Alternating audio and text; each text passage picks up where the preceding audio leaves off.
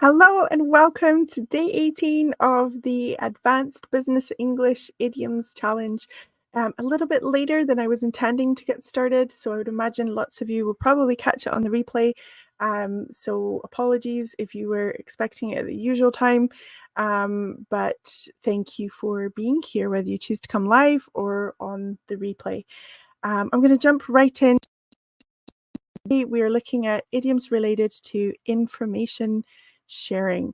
As always, just a reminder that an idiom is an expression that you need to learn, and they are used greatly by native speakers in spoken business English, but not in written communication because they're quite informal. And I'm going to show you idioms in context, and I'm going to use all the idioms all at once. Just remember that that's not how a native speaker would use the idioms. We want to use them just one at a time, just kind of like extra seasoning, not overpowering with too many idioms. That's not a mark of fluency. Okay, so today we are looking at these ones: to keep someone in the loop, word of mouth, top or jargon, go over someone's head, and gatekeep information. We're going to look at them in context 2 times, once at the beginning and then at the end. And the second time we go through it, hopefully they'll make more sense and you will have a better understanding of them. So this first time, just try to understand the general meaning, the gist of the extract, and don't worry if you don't understand everything, okay? And I'm gonna, when I get to the bottom, I'm gonna remove myself from the screen.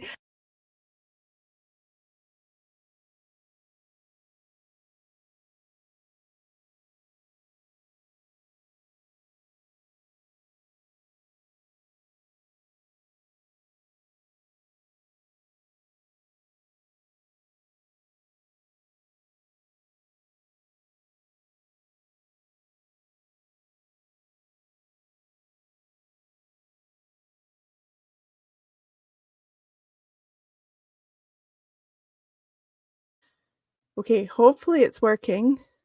I hope it is working.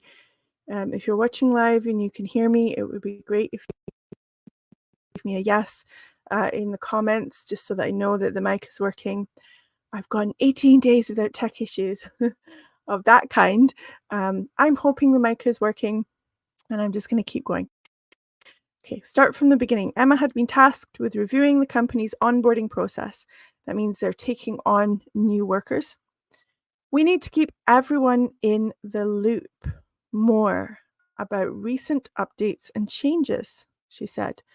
Right now, there's too much gatekeeping of information, and new hires feel lost. Okay, a new hire is somebody who's recently been hired, so a recent worker. When you start working at a company, you go through an onboarding process where you'll be greeted on the first day, given the company policies, given your keys and your lanyard to go around your neck perhaps, and told how to log on and told all about the things that you need to know. That's the onboarding process. And this is a conversation about the new hires, the new people who are going through that onboarding process. Okay, paragraph 2. I've heard through word of mouth that many new employees struggle with the technical jargon. We need to ensure they don't feel overwhelmed when we talk shop. Let's avoid acronyms if possible, she added.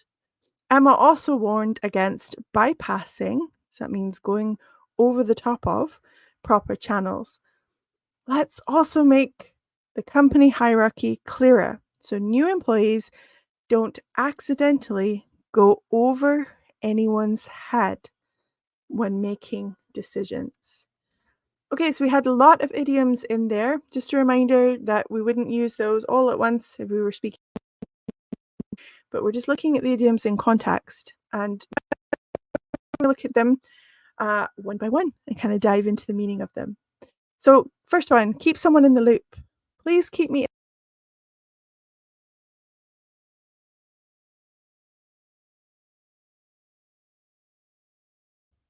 I'm going to unmute it. It keeps muting itself. Hopefully you can hear me. Please keep me in the loop about any changes to the project timeline. The second one, the manager made sure to keep the team in the loop regarding the new company policies.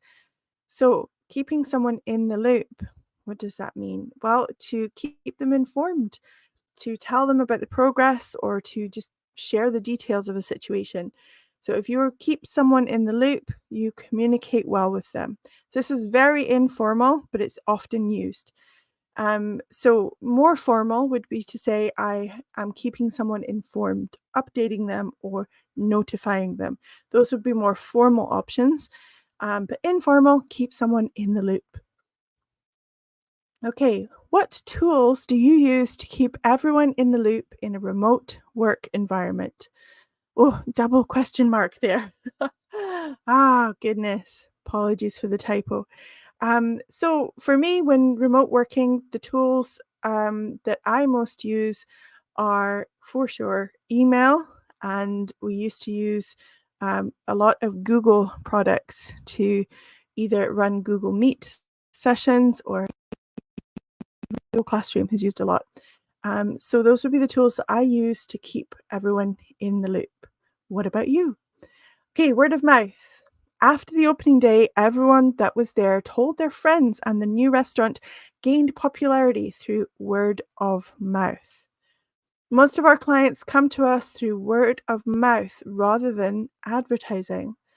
Okay, so word of mouth.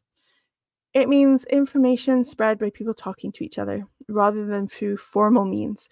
So most movies operate a portion of their profit comes from word of mouth advertising.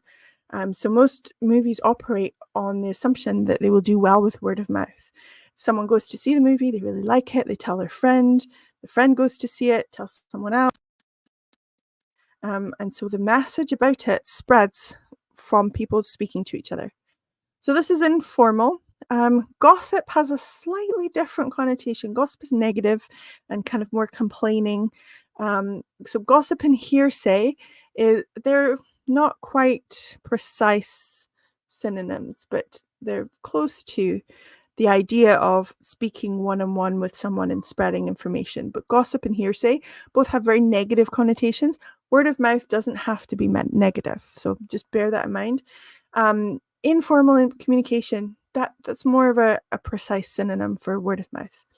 So it is informal communication that you do one-on-one, usually with someone. Describe a product or service you discovered through word of mouth. So something you only know about because it was recommended to you by somebody. Okay, talk shop. The doctors tried to talk about other things, but eventually ended up talking shop during lunch. It can be awkward when professionals in a different field all start talking shop. Okay, in the picture, you can see a group of doctors. They are all in the same profession. And so they tried to talk about things not related to the medical field, but they ended up talking shop. So to talk shop means to discuss work-related topics or use specialized language understood only by a particular group. So this is very informal, so be careful when you're using it. But if you live in an English-speaking country and you work in a professional environment that uses English, you might have heard this outside of the office. When colleagues go for a meal or drinks and everyone starts talking about their work day, and someone will say, "Oh, come on, not talk shop dinner. Like, let's get off the topic of work." So talking shop is when you're talking about work. And sometimes you might not want to because maybe it's your free time, or maybe it's not quite appropriate to talk shop because not everybody is in the same field. So synonyms means to discuss business or to use really technical language, or jargon, which means technical language. So talk shop, very informal. So it's one of those ones that you want to pay attention to how other people in your environment are using it, because it could come across as a bit rude to say, let's not talk shop. um, so watch the tone of how other people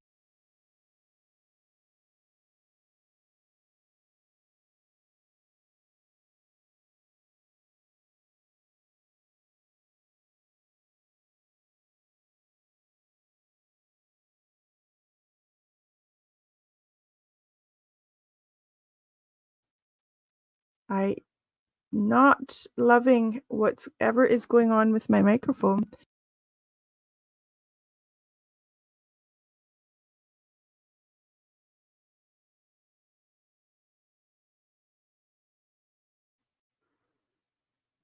My microphone is not a happy happy camper. It's not happy today. Okay, I'm going to repeat that. Do you often find yourself talking shop outside of work hours, or do you try to avoid it? Okay, go over someone's head. When her requests were ignored, she decided to go over her manager's head and talk to the director. I didn't want to go over his head, but the issue needed immediate attention from the CEO. If you go over someone's head, you go past their authority and you go to someone higher in the hierarchy. So it means to bypass someone in authority to deal directly with a higher authority. So maybe you go past your manager to talk to their manager. You go over their head. So bypass authority, escalate the situation. Um, it's something that is seen as a negative sometimes, so that you have taken it to another level without waiting for approval at the level that it would be expected to be approved. So I just want to point out the difference between go over someone's head to talk to someone in a higher position because you're not getting the answer quick enough or you don't like the answer, and to have something go over your head. They're very similar in the way that they sound, but they're quite different. So to go over someone's head, if you look at the picture, they've gone up in the hierarchy to get someone with the authority to give a quicker or better decision. So to go over someone's head means to bypass someone in authority to speak directly to a higher authority. For example, if your manager says no, but you go to their boss for approval, you have gone over your manager's head. In contrast, to have something go over your head means to not understand something because it's too complex or confusing. So, for example, if a technical explanation is too complicated and you don't get it, it goes over your head. So, we can talk about I had something go over my head or it went over my head. And sometimes we do this action just to indicate, like, what? What did you just say? I'm sorry. That went over my head. I didn't get it. I don't understand. Okay, so there's a slight difference between those two. Okay, let's go back to this idea of going to a higher authority or going over someone's head. Describe a situation where a TV or film character went over someone's head at work. When did they go to a higher manager? Okay, this one, gatekeep information. Some managers gatekeep information to maintain control over their teams. Doesn't sound positive, does it? It's not my job to gatekeep information. I want you all to be well informed. Okay, so we can tell this has got a negative feeling to it. If you gatekeep information, you control access to information or resources, often to maintain power. So it's seen as, quite rightly, a negative thing. So I have this information, I'm going to hold on to it, and I'm not going to share it because then everyone will know it. So sometimes people online gatekeep information. They could share their knowledge to help people, but they want to gatekeep all of it. Sometimes it's appropriate, maybe they need to be paid for the service or paid for the knowledge, but gatekeeping information has a negative connotation because it's about control. So you're withholding information or controlling access. Do you feel some professions engage in gatekeeping more than others? So you could talk about the field that you were in or, experiences that you might have had. But I would really encourage practice using these idioms and to experiment by writing a sentence or speaking out loud your answer. It would be wonderful if you want to share in the comments. That's always appreciated. Okay, we have come to the end of the overview. Thank you for sticking with me through the microphone issues. I'm going to read through the extract again and I'll stop and reiterate or go over again the meaning of the idioms so you can get a feel for them in a different way now that we have briefly studied them. Okay, Emma had been tasked, so she was given the task, the job to do. Emma had been tasked with reviewing the company's onboarding process, so the system for welcoming people. We need to keep everyone in the loop. So we need to keep everyone well informed, everyone in the loop more about recent updates and changes, she said. Right now, there's too much gatekeeping of information and new hires feel lost. So she's saying there's an issue with how we welcome people. We don't share all the information that they need, and people are feeling that they don't understand what to do. Okay, second paragraph. I've heard through word of mouth, so people have told me, people have gone to speak to her and have told her that many new employees struggle with technical jargon, all the fancy words that are particular to that job. We need to ensure they don't feel overwhelmed when we talk shop. So we need to make sure that they don't feel overwhelmed when we talk about the specific things that we know about that they haven't learned yet. Let's avoid acronyms if possible. So acronyms are things like CIA, Central Intelligence Agency. Teaching has so many acronyms, and teachers love to talk shop. So there are many fields where people talk shop and use a lot of acronyms. And she's saying, let's avoid that because we're confusing the new people. Okay, the last paragraph. Emma also warned against bypassing proper channels. She's saying, let's make sure that new people know that they are supposed to speak to a particular person, like their manager, not the manager's manager. So let's also make the company hierarchy clearer so that new employees don't accidentally go over anyone's head when making decisions. So they know who to speak to so that they are not jumping to a higher person accidentally, which would be a bit of a faux pas, not an ideal thing to do as a new employee. Faux pas being a kind of breaking a social rule. There's good loan words from French. Okay, let's do a very short and quick quiz. So number one, it should say, to ensure that everyone on the team knows the project's progress, it's essential to A, talk shop, B, keep people in the loop, C, go over someone's head, or D, gatekeep information. What do you feel? Then number two, during the conference, the engineers couldn't help something discussing all the technical details of their work. They couldn't help but A, word of mouth, B, go over someone's head, C, keep someone in the loop, or D, talk shop. What do you think would fit for number one and number two? Okay, number one, to ensure that everyone on the team knows the project's progress, it's essential to keep people in the loop.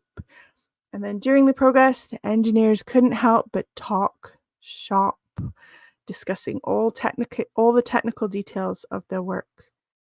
Okay, we made it. We did them all. Thank you for sticking with me through the microphone issues, and thank you for being here. I hope to see you next time. Bye for now.